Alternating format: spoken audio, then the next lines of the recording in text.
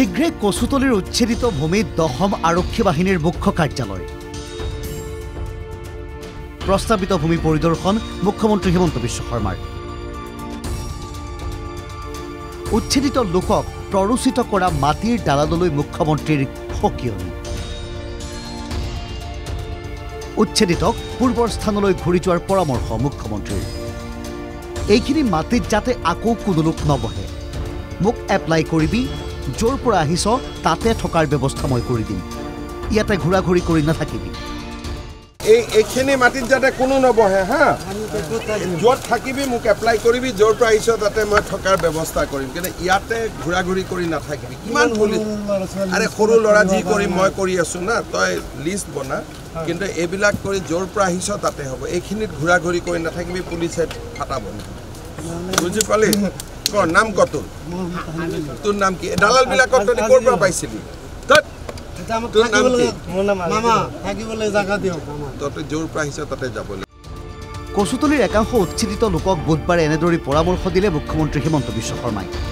দশম অসম আৰক্ষী বাহিনীৰ মুখ্য কাৰ্যালয় স্থাপন হ'ব লগা কচুতলিৰ প্ৰস্তাৱিত ভূমি পৰিদৰ্শন কৰি একাংশ উচ্ছেদিত লোকক উদ্দেশ্যি এই পৰামৰ্শ মুখ্যমন্ত্ৰীৰ লগতে মুখ্যমন্ত্ৰীয়ে ক'লে উচ্ছেদিত লোকসকলক প্ৰৰোচিত কৰি আছে একাংশ মাটিৰ দালালে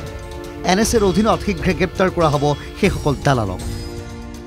ইয়াত কিছুমান মাটিৰ দালাল আছে বাৰে বাৰে মানুহখিনিক মাটি আনে গতিকে এতিয়া আমি মাটিৰ দালালখিনিকো এনএছএত আমি এৰেষ্ট কৰি ল'ম যদি এই ধৰণে ব্যৱস্থা কৰি থাকে কালি দুজন তিনিজন এৰেষ্ট হৈছে কিন্তু তেওঁলোকক দীঘলীয়াকৈ এৰেষ্ট কৰিব লাগিব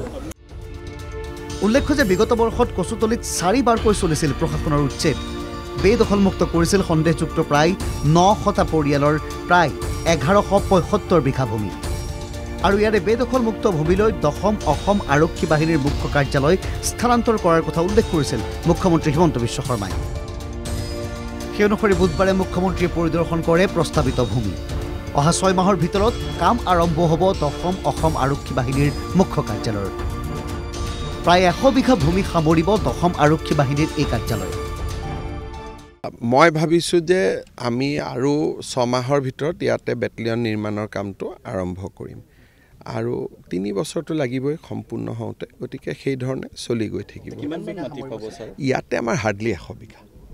বেটেলিয়নৰ কাৰণে ইমান নালাগে 100 বিঘা মাটি আৰু আমি